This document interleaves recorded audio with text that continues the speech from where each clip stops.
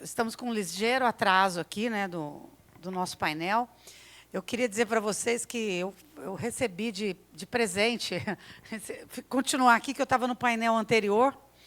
Eu estou aqui substituindo o meu colega de AMIL, que é o Renato Casarotti.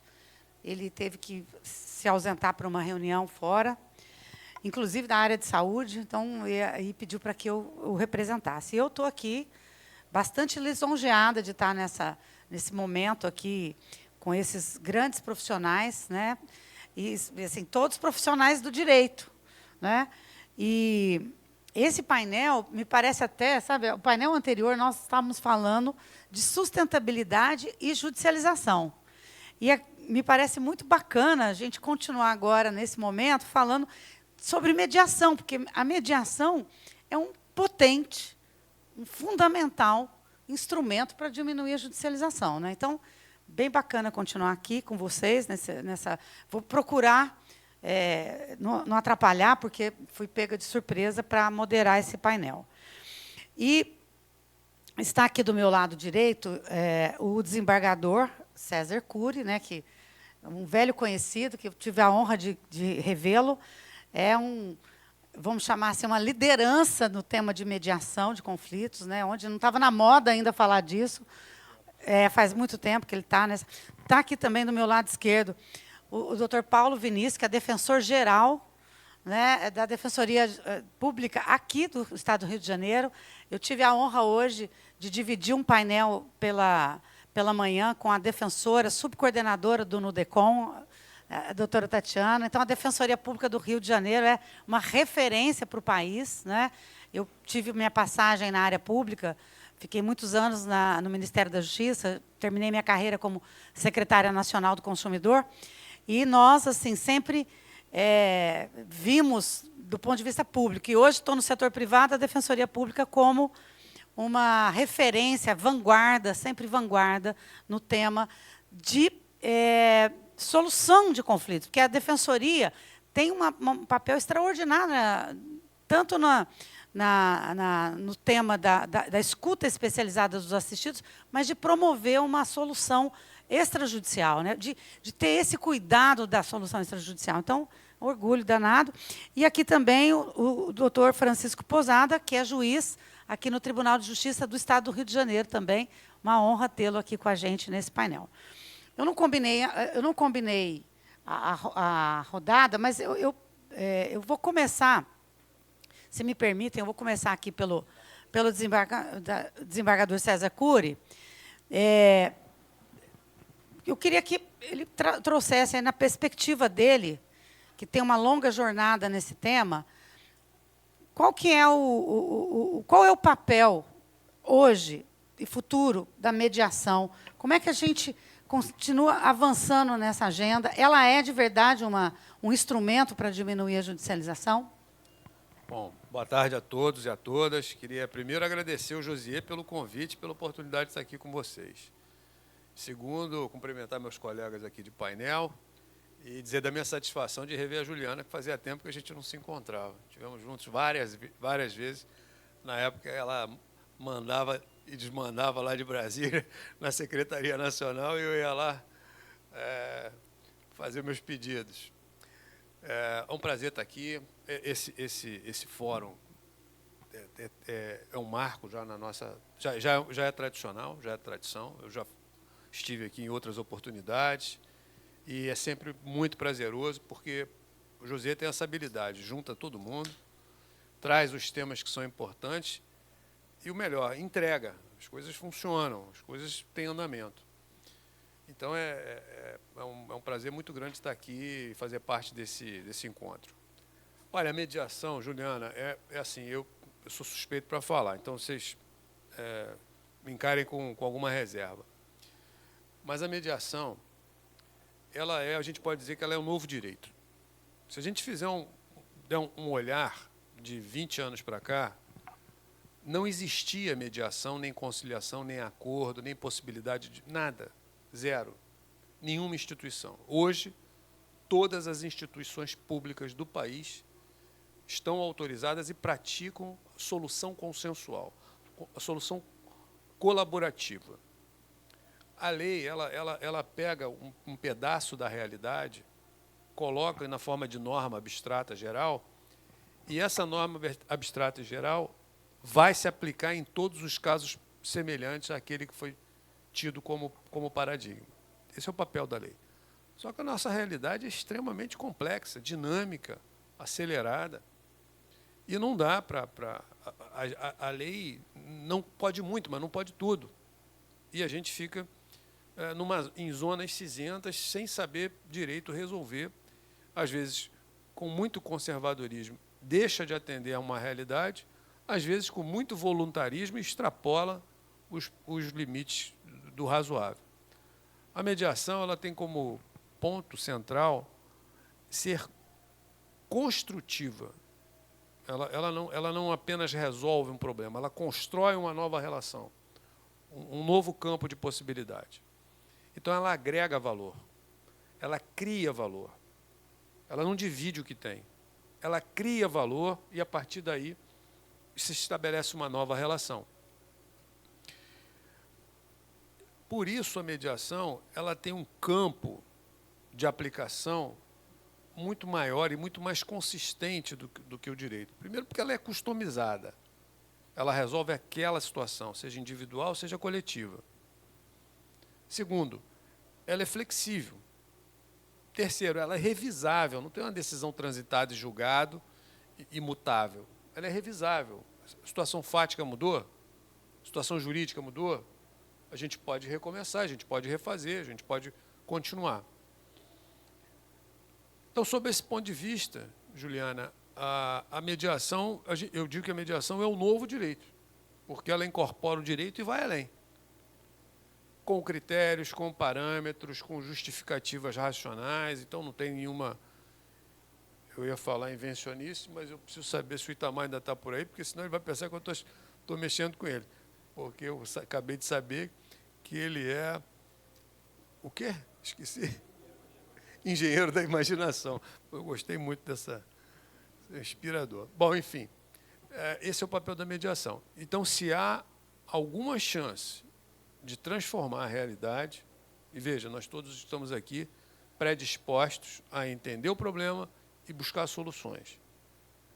A ferramenta boa para isso é a mediação, é a negociação. Como é que a gente faz isso? A gente precisa conhecer os problemas, a gente precisa sentar, precisa conversar, precisa expressar a opinião de cada um,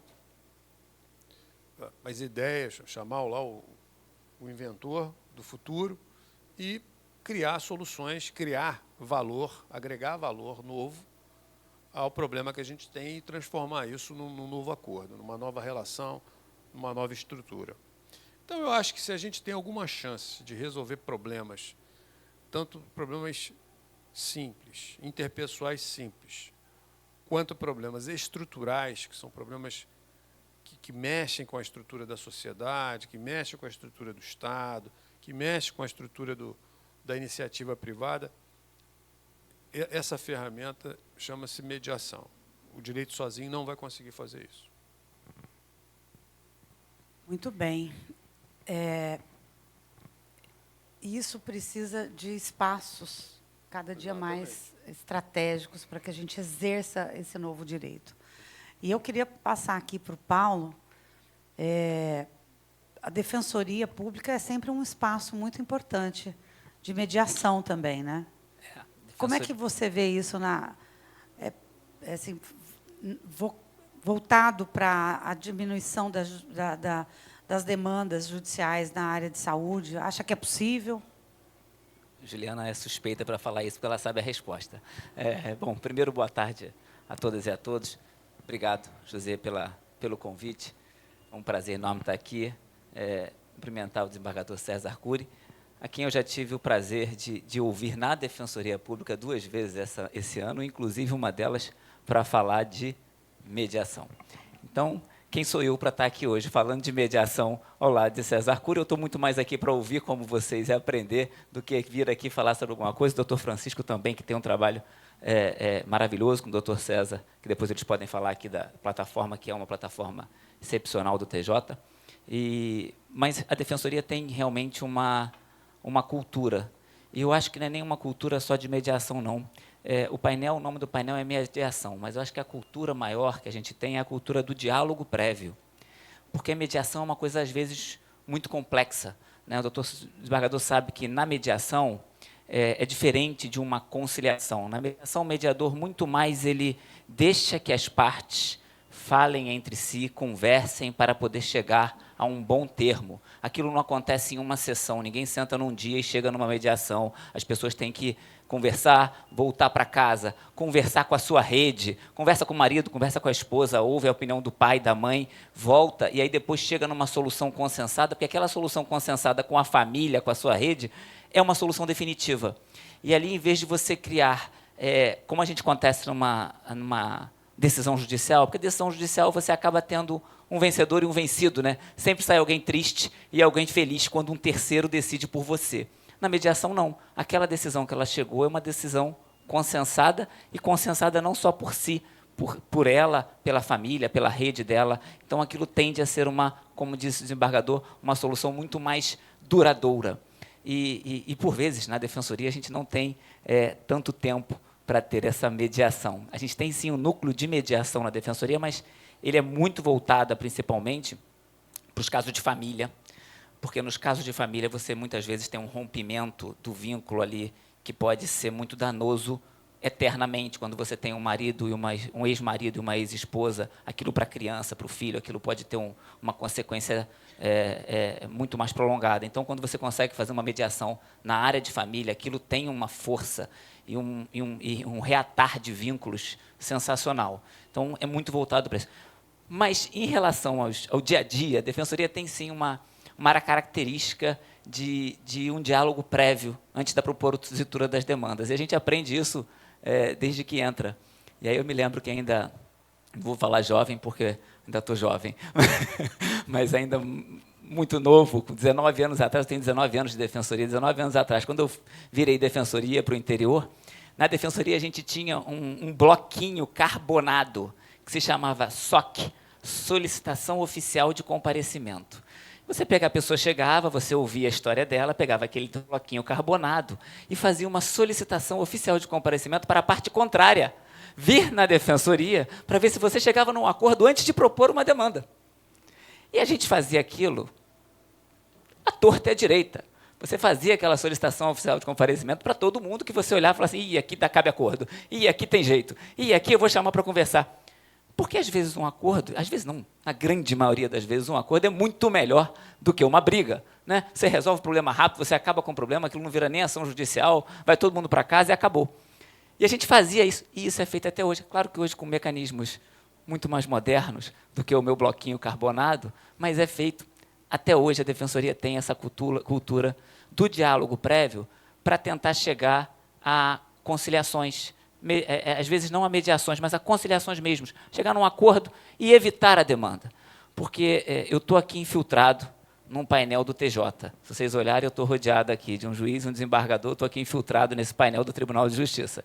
Então, por estar infiltrado, eu posso dar a minha opinião aqui como infiltrado, dizer uma coisa, eu realmente acredito que a gente, às vezes, pode chegar numa justiça fora dos muros do fórum, né? Que a gente pode chegar a uma solução justa sem ter que chegar ao juiz. E o que o juiz deve ser utilizado como última medida.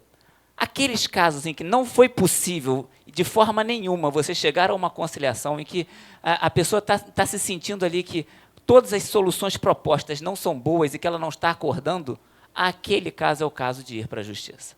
Fora isso, meus amigos, se tiver uma solução razoável, possível e boa para todo mundo, chegue naquela solução, que será sempre melhor do que uma ação judicial, com o perdão dos meus colegas de painel. É sempre melhor a gente decidir do que deixar que um terceiro o faça por nós. E essa é a máxima da conciliação.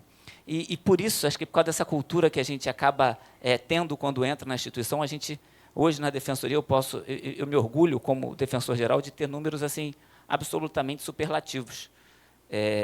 A gente, no ano passado, eu já falei isso algumas vezes para o desembargador César Cury, no ano passado a gente tem um BI na defensoria, hoje que a gente consegue ver todos os dados da defensoria, até em tempo real, como se fosse o IRIS, no Tribunal de Justiça tem a IRIS, a gente tem um BI que é o verde em dados, verde a cor da defensoria, então a gente tem um verde em dados, que mostra ali a atuação de cada defensor, de cada servidor da instituição, ações propostas, acordos realizados, ofícios expedidos, enfim, você consegue enxergar ali produtividade de cada um. A gente vive de número hoje em dia, né?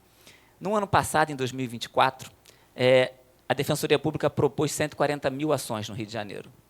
É um número grande, mas nós celebramos mais de 70 mil acordos. Ações que deixaram de ser propostas. É uma em cada 3, gente. É muita coisa. A cada 3 pessoas que batem na porta da Defensoria, uma volta com um papel assinado pelo defensor e pela parte contrária e não vai para a Justiça. É um número muito expressivo. Não é pouca coisa. Eu digo para vocês, dá muito mais trabalho fazer um acordo do que fazer uma petição inicial. Uma petição inicial, me perdoem, quem está aqui, mas a gente tem um modelo pronto daquela petição inicial, você relata os fatos, você qualifica a pessoa, assina e protocola pelo sistema. Foi, -1 para atender. Um acordo, você chama a parte contrária, senta na mesa, conversa, uma parte não está satisfeita, aí você demora naquela conversa. Então, é um trabalho muito maior, e aí eu tenho que ser grato e realmente parabenizar os colegas que se prestam, todos, porque isso é institucional, isso virou cultural. Você cria essa cultura na instituição. Igual a gente cria culturas em empresas, você cria cultura na instituição. Porque a gente sempre falou, cada ação que eu proponho a menos é -1 para eu tomar conta daqui para frente. Né? É igual o juiz, cada acordo que ele celebra é -1 que ele vai ter que tomar conta daqui para frente. E dentro desse BI, eu tinha que vir aqui hoje, né? Aí hoje de manhã, eu parei e estava conversando com a Juliana da Mil. E aqui de manhã teve a Tatiana aqui, que é do Nudecom. No Nudecom, que é o Núcleo de Defesa do Consumidor, a gente tem alguns órgãos da Defensoria Pública. E os órgãos são setorizados. Então, por exemplo, a Tatiana, que está lá hoje, ela faz muita ação civil pública, ela está na parte de tutela coletiva pela subcoordenação dela. A gente tem um órgão que só faz serviços públicos. É SEDAI não, agora não é mais, agora é Águas do Rio, e etc. Ampla também não é mais, é Enel, só vê que eu estou velho, né? Só faz esse tipo de coisa. E tem um dos órgãos que só faz saúde suplementar. Então, tem uma defensora que só trabalha com saúde suplementar dentro do Nudecom, é a 4ª DP do Nudecom, doutora Daniela Sambugaro, só trabalha com saúde suplementar. Aí eu fui olhar os números da doutora Daniela hoje, para a gente poder conversar aqui. E veja, a doutora Daniela é do Nudecom. E o Nudecom, ele tem uma atribuição concorrente. Na cidade do Rio de Janeiro, nós temos 18 núcleos de bairro. Isso significa que o cidadão pode ir perto da casa dele para ser atendido. Irajá, Vila Isabel, Botafogo, além dos fóruns regionais todos. Enfim, são 18 núcleos de bairro que ele pode ser atendido perto de casa. Ou ele pode escolher ir num núcleo especializado. Ele é idoso, ele pode ir no núcleo do idoso. A causa de fazenda, ele pode ir no núcleo de fazenda. A causa de consumidor, ele pode ir no Nudecom. Nós temos os núcleos especializados e os de bairro. Eu não vou me estender muito não, mas só para explicar. Dentro dessa DP da doutora Daniela Sambugaro, ela atendeu, ano passado, número de casos, peguei 989 casos em 2024, concorrente com todos os 18 núcleos de bairro. Os núcleos atenderam outros tantos números de casos, todos de saúde suplementar. Esses 989 casos que ela atendeu, ela propôs 130 iniciais. 13%, praticamente, 12 alguma coisa. 166 ela descreveu como se não tinha direito ali da pessoa reclamante, quem foi, o assistido foi lá, mas não tinha o que propor, e não foi orientado, e não teve nenhuma ação proposta. E 693 acordos celebrados com as empresas que fazem a saúde suplementar no Rio de Janeiro, principalmente com os grandes players, Bradesco, Sul América, Amil e etc. São 600, isso é uma média, senhores, de 70% de acordo. É uma média altíssima. A pessoa receber 989 casos no ano, celebrar, é óbvio que isso dá muito mais trabalho do que você fazer, né, 989 iniciais, inclusive aquelas que não cabem tanto, com as que cabem tanto, é muito mais fácil do que você dizer para o cidadão assim, ó, você não tem direito, dá mais trabalho. Dizer que não tem direito para a pessoa dá muito trabalho. Tem que ser feito, mas dá muito trabalho. Então, a gente tem realmente essa cultura do acordo, e a gente sempre teve, dentro dessa cultura do acordo, alguns gargalos na saúde suplementar. Um deles, e eu discuti isso no início do ano com a doutora Tatiana, era o plantão. Porque o plantão noturno e o plantão diurno, a gente tem um problema. A defensoria, em regra, ela atende quem tem uma hipossuficiência econômica, quem não tem dinheiro para pagar um advogado. Essa é a regra, salvo nas hipóteses de vulnerabilidade. Então, vamos dar um exemplo. Mulher vítima de violência doméstica é vulnerável. Pode ser rica, pode não ser rica, pode ser o que for, a gente vai atender a mulher vítima de violência doméstica porque ela é vulnerável. Ponto. Uma pessoa que chega num plantão noturno às 2 da manhã porque estão negando uma internação para o filho dela, eu não vou perguntar, o defensor não vai perguntar qual a sua renda. Ele vai atender. Se essa pessoa depois tiver condição financeira, ela vai ter que constituir um advogado. Mas naquele momento ela está numa situação de vulnerabilidade. Você não pode virar para aquela pessoa e falar assim, liga para um advogado que eu não posso te atender não 2 horas da manhã, a criança morre, me perdoa, mas é isso, se a gente não atender. Então, num plantão noturno, num plantão diurno, a gente atende todo mundo que aparece num plantão. Depois, se for o caso, o advogado assume, condena em honorários para a defensoria, para o Estado. Aí é o segundo momento. No primeiro momento, você resolve o problema.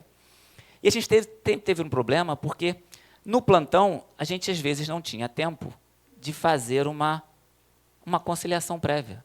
Você está num plantão, 2 horas da manhã, chega alguém, meia-noite, 1 hora, e a gente tem aqueles casos clássicos de plantão de plano de saúde, que é quem mais lota os plantões, que é aquela negativa de atendimento após 12 horas de internação, aqueles casos clássicos, passou 12 horas, agora não tem mais direito não, deu 12 horas, você tem que ficar bom e tem que ir para casa. Né? Então, é óbvio, tem súmula dizendo que não pode ir para casa, mas a gente, se você for no plantão noturno, aquilo vai se repetir todos os dias. Você tem o caso clássico da emergência e da urgência. Né? A gente sabe que em 24 horas depois de você celebrado um contrato de plano de saúde, celebrou 24 horas depois, você não tem mais carência se for um caso de urgência ou emergência, porque é exceção da regra, passou, se for urgência e emergência, a pessoa tem direito a utilizar o plano de saúde. Celebrou o plano de saúde hoje, 2 dias depois bateu de carro, foi para o hospital, está coberto. Mas muitos planos dão a negativa da cobertura e essa pessoa para no plantão noturno. E era um momento que você acabava propondo a ação, o juiz acabava dando a liminar, aquilo virava uma ação, porque você não conseguia conciliar, mediar com os planos ali alguma solução consensual. Eis que a doutora Tatiana tomou para si essa briga e falou assim, não, doutor Paulo, eu fui muito tempo do plantão, a gente tem que conseguir alguma coisa para resolver. E há 3 meses atrás, o doutor José me fez o convite em agosto desse ano para estar aqui hoje. Salvo engano, em agosto ou em julho, alguma coisa assim, ela celebrou um termo de cooperação com a AMIL, exatamente para ter com a AMIL, e é o primeiro termo que celebra nesses termos, uma hotline, vamos dizer assim, em que a AMIL tem até 2 horas para poder dar uma resposta naquele caso antes da gente propor a ação. E os números são maravilhosos, estão só 3 meses. A Juliana vai saber os números, mas estão em 42% de acordo. Ou seja, é quase 1 para 2, gente. Vamos combinar, de cada 2 pessoas que chegam no plantão noturno com um problema com a AMIL, um entra com a ação, o outro volta com o problema resolvido. Isso não tem preço, nem para a defensoria, nem para a família, nem para a empresa. Porque para a empresa, o acordo, eu me imagino pelo lado do empresário, o acordo é bom em todos os sentidos. Ele é bom porque é menos um advogado que vai atuar naquele processo, é menos um processo que ele vai ser condenado e vai ter custo processual, é menos uma indenização que ele vai ter que pagar, porque a gente trabalha com direito, sabe que o dano moral ele é em ré ipsa, ele vai ser aplicado naqueles casos de negativa mesmo de plano de saúde. E melhor que tudo, você mantém o vínculo com o cliente de solução de conflito. Porque o maior valor para uma empresa é o cliente. No momento que você resolve o problema do cliente rápido, você aceita aquele acordo e você fez, ele sai muito menos insatisfeito do que no momento que ele tem que entrar na justiça, ter uma liminar, o juiz dar uma sentença, ser intimado, e etc, etc, etc. Então, assim, aproveitando aqui, Juliana, para dar os parabéns por vocês terem aceitado essa experiência desse termo e dar os parabéns pelos resultados, porque eu tenho certeza que são satisfatórios para a AMIL e para os assistidos, que é quem a gente defende, que é a população fluminense, não só vulnerável nesse caso do plantão, mas para toda a população do Fluminense que precisa de um acolhimento naquele momento de desespero, porque quando a gente chega num plantão com a causa de saúde, é um momento de desespero. Todo defensor público, quando passa no concurso, ele é enviado para o plantão noturno e passa lá no mínimo um mês.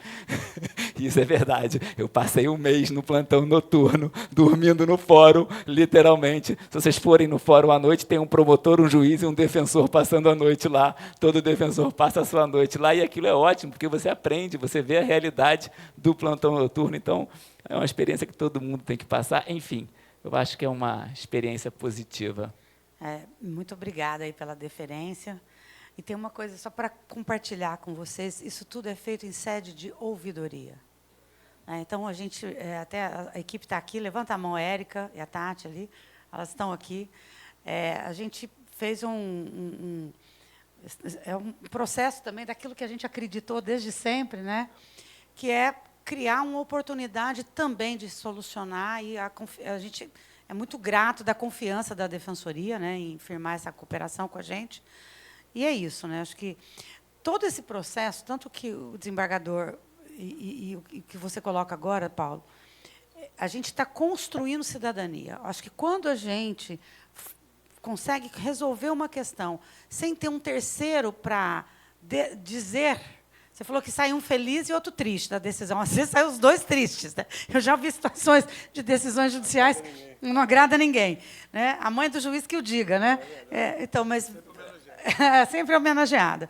Mas eu acho que quando temos um acordo construído, nós construímos cidadania. As pessoas, sabe, é muito mais valioso do que necessariamente uma sentença.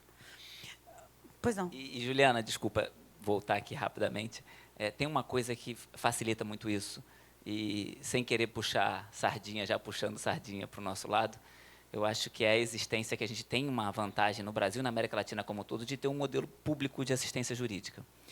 Porque quando você pensa em fazer um acordo desse com uma defensoria pública que é absolutamente desinteressada num resultado financeiro da demanda, isso facilita muito do que se você tivesse num modelo privado de assistência jurídica apenas, como você tem nos países norte-americanos, de língua inglesa e etc. Porque aí você fica muito mais difícil, porque você tem sempre o interesse econômico. E ali não, acho que o modelo público tem uma vantagem, que é você conseguir só querer resolver o problema. Você vai me dar o gancho para passar para o Francisco Posada agora, doutor Francisco. Tem duas questões que eu queria provocar nesse debate aqui também, que é assim. Eu tenho uns 20 e tantos anos de formada em Direito. Né? Na minha época, nós éramos treinados para o litígio. Em conciliação, mediação, isso era coisa alternativa. Então, não era valorizada na universidade e não era importante. Não sei como está hoje. Estou vendo que ele é bem mais jovem que eu aqui, então vou aproveitar para fazer.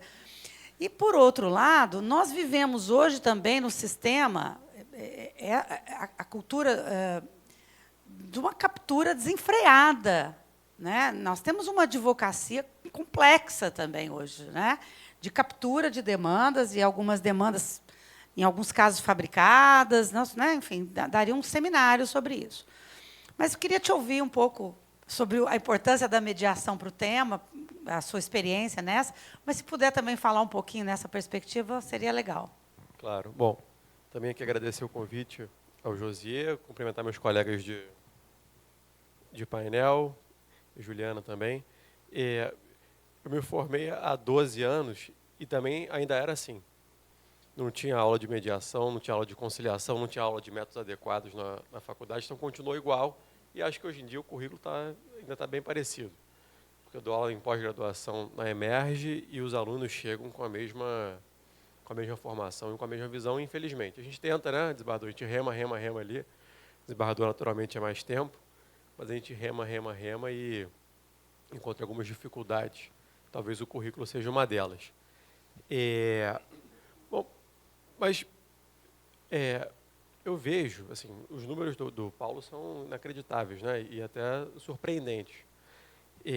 Mas, às vezes, naturalmente, passa pelo filtro da defensoria, passa pelo filtro da ouvidoria do plano de saúde, porque não tem como. As demandas passam e a gente vê que, em que pese esses esforços feitos pelas empresas, pelo setor público, o nosso número de litígios só aumenta a cada ano, infelizmente. Eu não tenho medo de perder o emprego, Tu fala assim, vai ter muito acordo, vai ter menos trabalho para vocês, vocês vão perder o emprego. É melhor uma decisão consensuada do que uma decisão adjudicada. Eu não tenho esse perigo, assim, não tenho esse medo, né, desembargador? A gente não tem esse receio porque o número de processos só aumenta. Infelizmente, o número de processos só aumenta. Então, a gente não tem, por enquanto, esse receio lá no tribunal de ficar sem trabalho e sem emprego. Mas uma coisa que eu vejo que pode ajudar, né, a aumentar, inclusive a incrementar a taxa de consensualidade na saúde pública e suplementar, mas aqui saúde suplementar em especial, é um procedimento que a gente está tentando investir no Tribunal de Justiça, que é o de produção antecipada de provas. E aí, acho que nem todo mundo aqui é do direito, mas vejam o seguinte, muitas vezes, né, o problema entre o beneficiário, digamos assim, o usuário do plano de saúde e a operadora, é um problema de fato. Então, o sujeito acha que aconteceu uma coisa na vida e o operador acha que aconteceu outra coisa na vida. E aí, o que a gente tem que fazer antes de tudo é saber o que aconteceu. Porque sabendo o que aconteceu, a gente pode evitar o conflito, evitar o ajustamento da ação, como disse o Paulo, evitar um processo que dura pelo menos 2 anos no Tribunal de Justiça. E eu estava vendo os números, tem uma taxa de recorribilidade, quando uma das partes recorre, né, naturalmente o nome sugere, que chega a ser 4 vezes maior do que a média nacional. Então, nas ações de saúde pública e suplementar no Rio de Janeiro, 40% dos casos de saúde pública chegam ao 2º grau e 66% chegam ao 2º grau aqui no Rio de Janeiro, sendo que a média de recursos nacional é de 14%. Então, quer dizer, são processos que são custosos para as operadoras que recorrem em 66% dos casos, não só a operadora, mas também o autor. Então, são processos que demoram, que custam para o judiciário, custam, imagino, para as operadoras, tem que provisionar e etc., as indenizações, enfim, isso é muito ruim.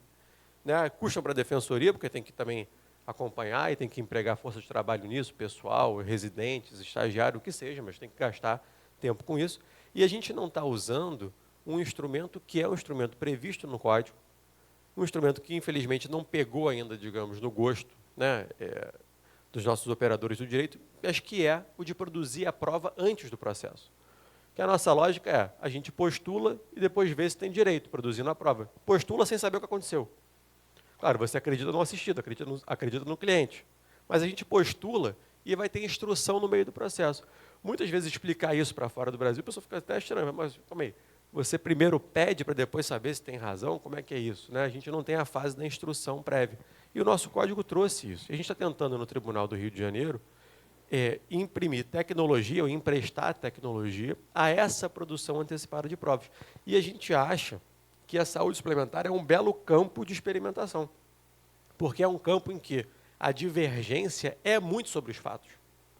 Então, a ideia é que a gente fizesse uma perícia prévia, né, um exame prévio naquele beneficiário, viesse um laudo, digamos assim, de um perito, de um rol de peritos do Poder Judiciário, e aí não tem aquele problema que tem muitas vezes na saúde pública, que é o NAT, porque no NAT não tem quesitação, no NAT a pessoa diz, mas eu não tive acesso a quem fez o parecer, eu não posso contestar, né, eu não pude colocar meu ponto de vista. É claro que o NAT tem o seu absoluto valor e serve muito aos juízes na saúde pública, porque é um parecer que ajuda ali a dar, principalmente a tutela de urgência, né, da liminar ali no plantão ou na vara.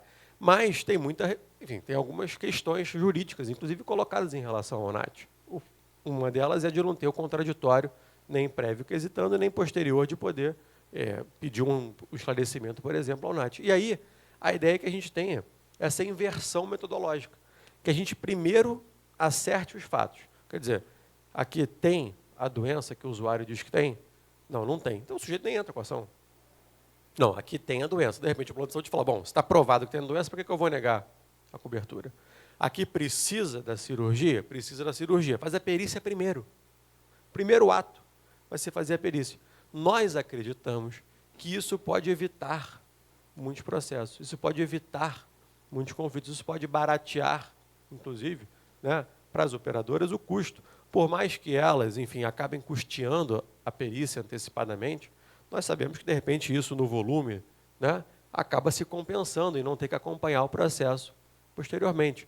Então, enfim, a gente está pensando nisso no tribunal, pensando nessa forma, nessa inversão metodológica do processo, de trazer o acertamento dos fatos para antes do conflito, para ver se as partes se acalmam, digamos assim, com o resultado do laudo pericial. E isso se daria por meio da plataforma de acordos que a gente tem, que é a plataforma Mais Acordo, né, no Tribunal de Justiça. Ela vai ter essa fase de possibilidade de perícia antecipada, né? Hoje em dia já pode usar para negociar com a parte contrária, já pode se usar Mais Acordo, tanto no pré-processual como no processual, né? É possível que as empresas, enfim, ofereçam acordo, que o consumidor peça acordo, os advogados nos autos, enfim, a defensoria em breve vai ser integrada, a gente espera, à plataforma, ainda não por culpa deles, mas por parte do tribunal de desenvolver essa funcionalidade para a defensoria. Então, a gente acredita, no âmbito da saúde suplementar, nessa produção antecipada das provas. Infelizmente, isso não pegou ainda, a gente sabe que mudar a cultura é difícil, né? Mas é um grande indutor do consenso o fato de você acertar os fatos. Você sabe, tem muita ação, o Paulo deve saber disso, que começa porque a pessoa desconhece o que aconteceu. Às vezes a juização, e aí saindo da saúde suplementar, mas indo, por exemplo, para a questão bancária. A pessoa às vezes a juização porque não tem acesso ao contrato de cartão de crédito, não tem acesso ao contrato de financiamento. E aí ajuizou a ação, a gente sabe que, enfim, tem gratuidade, muitas vezes no juizado especial é obrigatória, gratuidade, porque não conseguiu contato com a parte contrária. E o que a gente vai buscar pela Mais Acordo é justamente ser esse hub de comunicação. Então, as empresas terem ali, Paulo falou de 2 horas, não sei o quê, no plantão, isso é maravilhoso, e de repente é até mais eficiente para Mais Acordo em casos de absoluta urgência. Mas você tem que ter alguém ali, né, esperando a ligação, ou pelo menos pendente, online. Pela plataforma, você tem uma negociação assíncrona, você tem um prazo fixado pela plataforma, são 15 dias ou 10 dias depois. Então, você tem ali uma possibilidade de estudar o caso, buscar documentação daquele usuário, né, dentro da empresa, saber o que aconteceu com a área específica, falar com a pessoa por meio de um chat, né, esperar o tempo da negociação. Então, assim, atualmente tem outro foco, tem outros valores aí emprestados na plataforma, mas a gente acredita realmente no Tribunal de Justiça que a plataforma possa, de alguma forma, ajudar, inclusive, na desjudicialização ou evitando novos processos, porque, afinal de contas, eu estava vendo o site do CNJ e a saúde suplementar foi responsável por 1 milhão de processos. A saúde suplementar, não, desculpa, a saúde como um todo, e aí quase meio a meio, pública suplementar, foram responsáveis por quase 1 milhão de processos aqui já no ano de 2025, dentre casos da primeira instância e também casos recursais. Mas o que me chamou a atenção foi essa alta taxa de recurso ao tribunal. Quer dizer, é um processo caro, é um processo que incomoda aqui, levando trabalho, muitas vezes necessário, ao primeiro grau, mas também ao segundo grau. E foge muito da curva, né, de recorribilidade normal. E a gente também sabe que chega muito ao STJ, né, a discussão da saúde suplementar chega muito ao STJ. Então, enfim, são processos custosos, me parece, de lado a lado para acompanhar. E a gente tem essa aposta aí na produção antecipada de provas para tentar, de alguma forma, reduzir ainda mais a litigiosidade aqui no setor. Legal. Me fez pensar o seguinte, na saúde suplementar, e eu vejo isso, eu estou há menos de 1 ano no Grupo Amil, tem, às vezes, as discussões técnicas mesmo, de saúde. Então, para o juiz, né, é fundamental ele ter esse laudo, ele ter essa discussão mais robusta do ponto de vista técnico, né? Então, uma segunda opinião, eu vejo o Natjus na saúde pública. Em São Paulo, a gente, às vezes, lá no Tribunal de Justiça de São Paulo, às vezes, eu não estou na área jurídica, eu sou responsável pela área de ouvidoria, clientes e regulatório, atendimento e tal. Mas eu tenho acompanhado o meu colega, que é o diretor jurídico, em algumas agendas no TJ de São Paulo, e a gente tem tomado emprestado alguns pareceres, até já, do Natjus, para ver o quanto que já aquele assunto já foi tomado, principalmente porque uma das discussões mais ferrenhas que se tem uma delas, dentro da saúde suplementar, muitas vezes passa pelas questões da indústria farmacêutica. Vamos chamar assim, o double standard que nós temos hoje no Brasil, né? Nós temos uma regra para a incorporação de medicamentos e tecnologia na saúde pública, inclusive com o ônus do desfecho, junto à indústria farmacêutica acompanhando todo o resultado. E, quando vem para a saúde suplementar, aquele mesmo medicamento custa o dobro do preço e não tem discussão de mérito do ponto de vista técnico de solução, de acompanhamento do desfecho. Então, eu fico imaginando que essa é uma discussão que, de alguma maneira, chegar com mais clareza ou com mais consistência para os magistrados, né, é fundamental, né, porque não é tarefa fácil, né, é um setor altamente regulado e que lida com o maior patrimônio que nós temos, né, que é a nossa vida. Eu trabalhei muito tempo, né, na área de consumidor, e no judiciário você vê uma questão de um voo atrasado, uma questão de um cartão extraviado, tudo isso também é conflito de consumo, mas nada se equipara a uma questão de saúde. Tem sempre muito mais sensável. Eu vou voltar aqui para uma... Acho que a gente tem um tempinho ainda para uma segunda rodada, acho que mais alguns minutos aqui. Mas eu queria provocar um pouquinho mais o meu querido amigo na questão aqui no Tribunal de Justiça do Rio de Janeiro. Como é que você tem visto a atuação da saúde suplementar nessa perspectiva da mediação? Tem espaço, tem oportunidade? Tem. Eu queria até pegar um gancho no que o Francisco Posada falou, dizer o seguinte: todas as ferramentas disponíveis para os advogados e, consequentemente, para as empresas, permitem que o caso seja tratado independentemente de processo. Sempre houve uma briga histórica entre advogado e juiz, quem manda mais no processo. O legislador decidiu quem manda é o advogado. O advogado manda. Ele pode fazer acordo pré-processual e a gente só homologa. Ele pode fazer a prova fora e a gente só homologa. Ele pode executar o título que ele próprio faz e a gente é obrigado a aceitar. Então, ele pode fazer o processo, um procedimento paralelo àquele que a gente faz dentro do tribunal, ele pode fazer no escritório dele. Ele, com outro advogado, pode fazer como se fosse uma câmara arbitral. Tem a possibilidade de uma câmara arbitral, de uma arbitragem fora do judiciário. Todas as ferramentas estão disponíveis. Além disso, as empresas podem estabelecer protocolos com os tribunais para impedir o ajuizamento de uma ação antes da empresa ser consultada. Isso está na lei, não sei o que estou dizendo. Além disso, a empresa pode colocar nos seus contratos uma cláusula compromissória com o cliente, normalmente são cláusulas de adesão, então, estabelecendo não apenas o foro competente para julgar qualquer litígio, mas a mediação prévia como obrigatória. Tudo isso está disponível, desde 2015, 2016.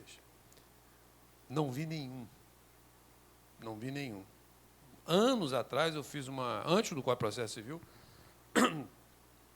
eu fiz um estudo profundo sobre protocolos pré-processuais entre instituições públicas e privadas, como indutor, uma provocação para que as empresas adotem isso. Olha, eu falo isso há anos.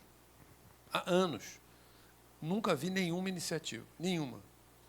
Então, são poucas as empresas que têm cláusulas compromissórias de mediação.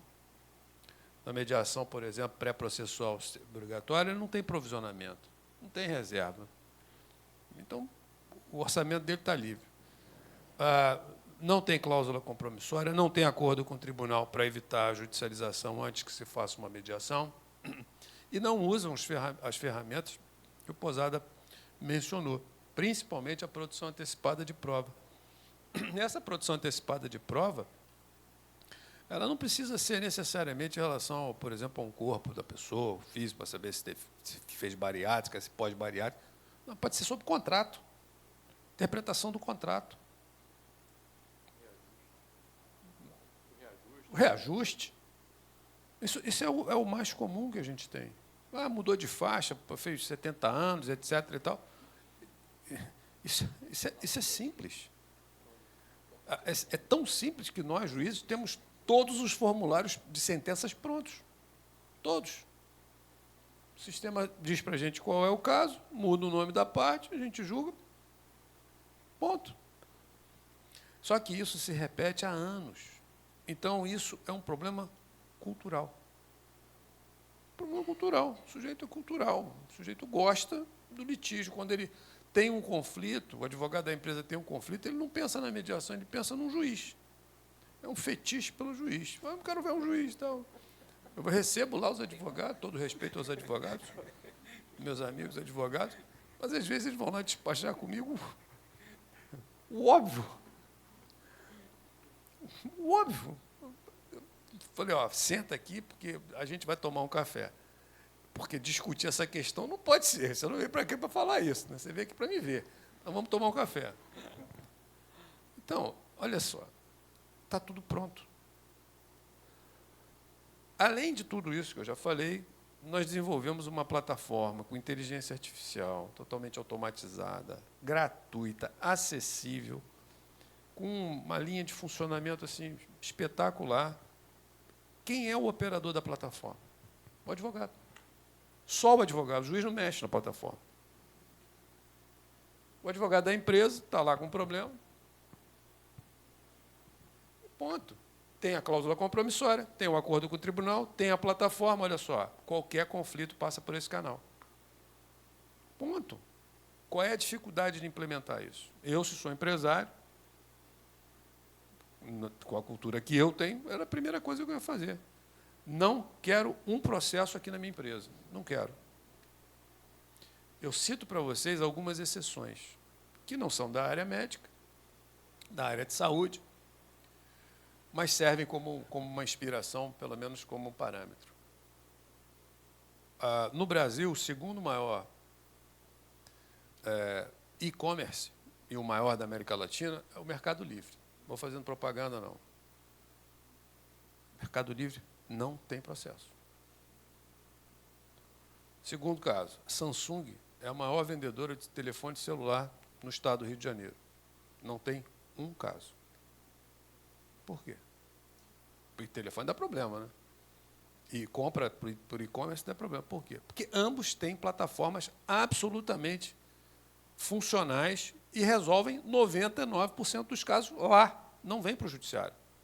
Eu participei da construção da plataforma do Mercado Livre na época. Os meus amigos estavam lá no jurídico, vice-presidência jurídica e tal, e a gente foi conversando. Eles falaram para mim, nós vamos desenvolver uma plataforma. Eles são uma empresa de tecnologia. Meses depois, me convidaram para inaugurar a plataforma. Falei, vocês já fizeram a plataforma? Não, fizemos. Hoje, eles alugam a plataforma deles para outras empresas. Então, assim, eu fico me questionando, me perguntando o motivo, como a cultura é forte, né? O motivo pelo qual as pessoas não usam, o Código de Processo Civil, que é de 2016, mudou radicalmente o nosso processo. Radicalmente. Pois todo mundo continua fazendo como se estivesse no código anterior. Já tem 10 anos. Você pega um caso, vamos tratar do jeito novo do Código de Processo Civil. Não, trata do jeito antigo. Eu falo, não é possível. E mais, o que o Código Novo trouxe de inovação, o sujeito não usa. Eu traço até um paralelo. 25, 30 anos atrás, se for fazer um exame de sangue, você ia no laboratório, uma portinha, tinha lá um sujeito de jaleco branco, um velhinho, normalmente, com uma agulha na mão, uma lâmina na outra, bota o seu dedo aí. Tira o dedo, botava no microscópio, escrevia tudo no caderno E estava ali, depois datilografava, ó, seu exame está aqui. Hoje, se você for num posto de saúde lá, ou no laboratório, tiver um velhinho de jaleco branco na mão, barba branca, com agulha na mão, você vai, vou procurar outro. Pois o juiz, o advogado, não, essa é desgraça. O cara quer fazer com o código de 1973. Eu nem era nascido. Então, você vê que paradoxo que a gente está. A gente está aqui discutindo, a gente traz as ferramentas, a gente concorda que elas existem, que elas são funcionais, que são boas, etc. Qual o índice lá da nossa plataforma de resolução de conflitos? Altíssimo. Nós fizemos quantas mediações no tribunal ano passado, esse ano, sei lá? Me diz aí, ele sabe os números todos. 40 mil. 40 mil. O ano ainda não acabou. Isso são processos que deixam de ser iniciados, grande parte, e é absolutamente subutilizado. Então, assim, a gente não entende. Por que a AMIL não tem esse protocolo? Cláusula compromissória, protocolo com o tribunal, uso da plataforma. Porque, de graça. Não gasta um centavo. Um centavo. Quanto custa o protocolo no tribunal? Zero. Quanto custa a cláusula compromissória? Pô, emite aí todos os contratos renovados, atualização de contrato. Quanto custa o uso da plataforma? Zero. Você não tem custos. Você não tem condenação, não tem dano moral, não tem recurso. A gente agradece que está no 2º grau, deixa de receber recurso. E não tem provisionamento. Então, é só ganho. Então, eu só posso atribuir, né, José, a uma cultura muito arraigada, e que o sujeito tem aquele atavismo, né, e ele não consegue sair da caixinha. Tem que chamar o nosso amigo, o engenheiro do sonho, lá, da imaginação, esse cara vai ter que descobrir. Meu irmão, resolve esse negócio aí, pelo menos daqui para frente. Porque até aqui está ruim. Então, assim, a minha esperança, eu trabalho já nisso já há algum tempo, é que aos poucos a gente vai incorporando. O CNJ tem feito muito trabalho, tem muitas discussões sobre isso. Então, a minha esperança é que um determinado dia, até para o ano que vem agora, a gente já está programado para fazer uma série de eventos no tribunal envolvendo, a gente vai juntar todo mundo. Os grandes players, as empresas de um lado, os grandes escritórios de outro, representantes das empresas ou do consumidor do outro, Defensoria Pública, Ministério Público e nós. E a gente tem que sair dali com alguma coisa. Não é possível. Não é possível. Então, nós estamos programando uma série de eventos dessa natureza, talvez a gente divida por áreas, né? Porque o banco é uma coisa, saúde é outra, seguro é outra, então a gente tem que estudar isso bem. Mas a gente já está determinado, está no nosso plano, e a gente vai apresentar todos os modelos prontos. Ó, esse aqui é um modelo de cláusula compromissória para botar no seu contrato. Risco zero, testado pelo tribunal. Esse aqui é um modelo de protocolo, risco zero, testado pelo... Isso aqui é a liberação do seu provisionamento lá no seu balanço, lá o seu financeiro vai gostar. E isso aqui é a plataforma. Testa aí, mexe, vê se você vai gostar, eu tenho certeza que vai gostar. Porque a aprovação dela é de 100%. Então, para ver se a gente ajuda a empurrar um pouco essa cultura e a gente sair do lugar, ter essa possibilidade. Vamos ver. Fazer mais essa no que vem. Ótimo. Vou levar o recado para o meu colega jurídico lá. Não, tá? Com o Fabiano. Vou falar com o Fabiano. Tem uma coisa que a gente vê pelos dados, né? O Brasil é o país que mais forma advogados, né? Tem mais faculdades de direito do mundo. Esse é de todos os países reunidos. Esse é um dado que a Secretaria de Reforma do Judiciário divulgou alguns anos atrás, que causa uma perplexidade.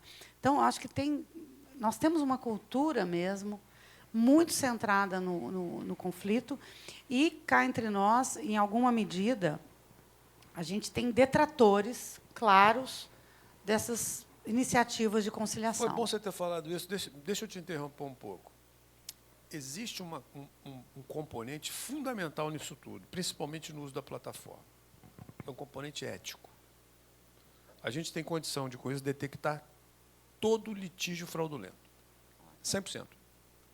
Todo litigante fraudulento é detectado imediatamente, porque a gente consegue fazer o rastreamento, identifica quem é o advogado, aonde ele propôs a ação, onde ele propôs o acordo, quantas ações ele teve, qual é a empresa que ele tem predileção, qual é o tipo de demanda que ele apresenta.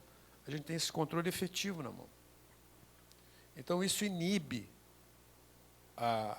o litígio predatório, porque é predatório para a empresa, é predatório para o tribunal. A gente acaba participando de fraude, involuntariamente, mas acaba participando de fraude. Então, isso também é um filtro muito poderoso. Juliana, desculpa te interromper mais uma vez, mas é um filtro muito poderoso para a gente evitar um drama. O tribunal, todo mês, praticamente, publica a lista de advogados, com todo respeito aos advogados, mas lista de advogados que a gente precisa ficar de olho. Não são punidos pela OAB, muitas vezes, mas estão lá com problemas, né, muito claros. E a gente fica de olho, marca lá o sujeito e tal, e essa petição daquele cara, tem que olhar e tal, do escritório não sei de onde, etc. Sem falar nos escritórios de fora que vêm advogar aqui, no Rio de Janeiro, porque encontra essa cultura mais forte aqui, do litígio predatório. Acho que a gente precisa botar nessa mesa também a Ordem dos Advogados do Brasil, porque isso eles precisam ter um compromisso também com essa agenda. Bom, gente, a gente está encerrando, né? Já até estouramos o tempo que eu tinha aqui, mas eu vou passar para o Paulo fazer aí suas considerações finais e também o Francisco. Eu estava aqui ouvindo o desembargador César Cury e estava pensando, porque eu troquei de roupa dia 31 de dezembro para 1º de janeiro. Até 31 de dezembro, eu estava na presidência de uma autogestão em saúde. Então, eu era presidente de uma caixa de gestão em saúde que atende defensores públicos familiares, defensores públicos procuradores de Estado, familiares de procuradores de Estado, defensores públicos da União e familiares de defensores públicos da União. Então, é uma caixa que tem 3 carreiras ali. E estava afastado, inclusive, das minhas funções de defensor para essa caixa. E estava ouvindo ele o desembargador falando e estava lembrando de tudo que a gente ouvia, do que eu vivia lá de ouvir das outras autogestões, enfim, das questões que a gente tinha, muita de realmente litigância predatória, especialmente às vezes, vou dar um exemplo aqui de uma condição que hoje é muito explorada, que é a TEA, que é uma condição extremamente explorada pelos advogados, às vezes que fazem aquele número de ações para explorar aquela condição para poder pedir uma obrigação de fazer e aquilo virar uma eterna ação. Enfim, e eu realmente acho, Juliana, que o futuro está nas plataformas. O futuro está a plataforma do TJ é uma plataforma que eu já falei que eu sempre elogio, porque eu acho que o futuro está nas relações virtuais, as pessoas cada vez mais buscam relações virtuais e fáceis. A gente tem que dar a facilidade para a solução da questão, porque se você der a facilidade para a solução da questão, a gente vai conseguir chegar a um bom termo sem ter que judicializar. Eu acho que essa é a missão de todo mundo aqui, o recado que fica dessa mesa, eu acho que é isso, é a gente tentar sempre buscar soluções extrajudiciais que são melhores para a sociedade, para o Poder Judiciário, para a pessoa, para quem está sofrendo e precisando de ajuda, para as empresas também, para todo mundo, eu acho que é a solução melhor. Obrigada, Paulo. Francisco? É até engraçado ver a indignação do desembargador, ele fala indignado, né? Não usa. Realmente... Mas realmente acho que essa apropriação da condução do processo pelos advogados não aconteceu ainda. Mas acho que de repente demora, tem um tempo de maturação, né? A legislação está aí, dá muitos poderes para os advogados de condução do processo. Acho que isso tem um tempo de amadurecimento para que se valham disso.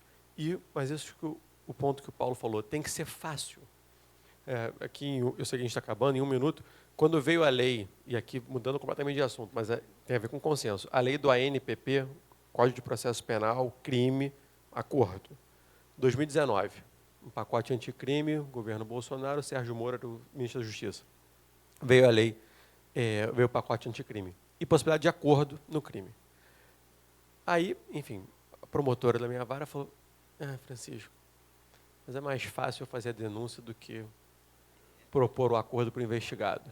Aí eu falei, poxa, fulano, mas não sei o que, tal, isso vai dar problema, direito daquelas discussões eternas jurídicas. Mas é mais fácil. É mais fácil, que está aqui tudo pronto, não sei o quê, muda o nome do sujeito, a narrativa está mais tranquila. Para fazer o acordo é complicado. Porque isso que o Paulo falou, tem que notificar, esperar, ele vir aqui, assinar, eu perder meu tempo, atender advogado, discutir cláusula. É claro que é mais difícil no começo, mas o resultado vem a médio prazo. Então, essa questão, o objetivo, acho que um dos objetivos do tribunal é ajudar a ser fácil que os advogados se apropriem da condução do processo. Porque para a gente, no tribunal, eu estou aqui me apropriando do tribunal, não falo pelo tribunal, mas assim, para os julgadores, eu acho que é melhor que o advogado se aproprie de parte do processo, porque dá trabalho instruir. O meu sonho como juiz é que venha uma inicial, se vier, com tudo instruído, para não ter que fazer audiência, não me aperito nem nada. O advogado escuta no gabinete do defensor, no gabinete dele, o advogado no escritório dele, bota uma câmera, abre, chama o outro advogado, bota uma testemunha gravando a parte e faz pergunta. Vem um laudo com um perito escolhido pelas partes, como permite o código, ou vem antes.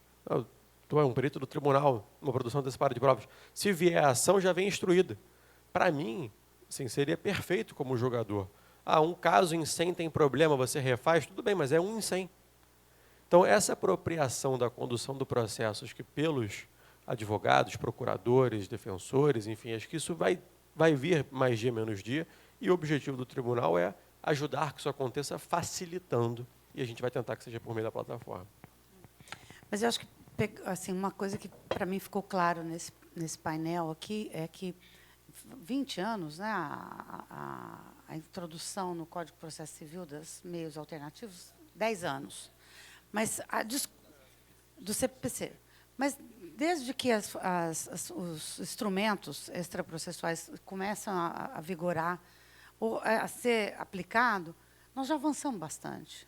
Eu acho que nós temos que olhar para o copo meio cheio, né, porque eu acho que esse painel dá conta disso, né? Nós estamos falando aqui de empresas que se assumem compromisso, oportunidades que o próprio Tribunal de Justiça permite, defensoria que cria meios diferenciados para buscar a solução de conflito. Então, eu acho que essa cultura está se transformando. Então, eu queria encerrar esse painel agradecendo a audiência aqui, ao convite, né? Espero que eu tenha representado ao meu colega. Sim, pois não.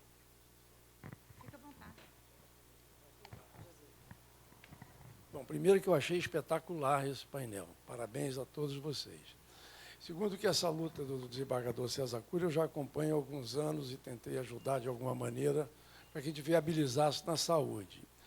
E eu me lembro que eu visitei há uns 10 anos atrás, quando a gente conversava sobre isso, a gente ainda não tinha inteligência artificial, nada disso, era coisa muito embrionária. E eu procurei alguns operadores de plano de saúde. E a resistência que eu encontrei para que fosse implantado um modelo de mediação foi nos jurídicos das instituições. Talvez ali eu fiquei pensando, o doutor Francisco falou, não, eu no meu emprego eu não vou perder, porque vai aumentar. Lá, ao contrário, eu tenho a impressão que os advogados dos planos de saúde não tinham interesse nisso, porque desonerariam os profissionais de trabalho. Então, eu acho que essa experiência da AMIL, que vocês da ouvidoria implantaram, merece ser não somente aplaudida de pé, como tem que ser amplificado isso. Eu não sei se a Defensoria Pública está usando a plataforma do Tribunal de Justiça. Vão ser integrados. Porque se no momento que integrar essa plataforma do tribunal com você lá, que vai ter inteligência, nós estamos caminhando para um prontuário único nacional. Isso vai acontecer em um ano e meio mais. Então, os dados que o doutor Francisco precisa, muitas vezes, consultar, vão estar disponíveis, vai ser tudo integrado, o sistema público, o sistema privado. Eu tenho absoluta convicção que nós estamos caminhando nessa linha. Mas, até lá, pegar uma experiência como essa da AMIL e transformar numa referência para o setor é fundamental, porque aí o setor privado suplementar vai ver se a AMIL está fazendo e está dando certo, e tem custo reduzido, porque o negócio é dinheiro, é econômico. Quer dizer, se esse negócio está gerando melhor resultado para o Júnior Seripieri, vai gerar melhor resultado para a Bradesco, para a turma da Rede Dólar da Sul América, vai ajudar todo mundo. Então, essa experiência de vocês, ela tem que ser tratada como a joia da coroa.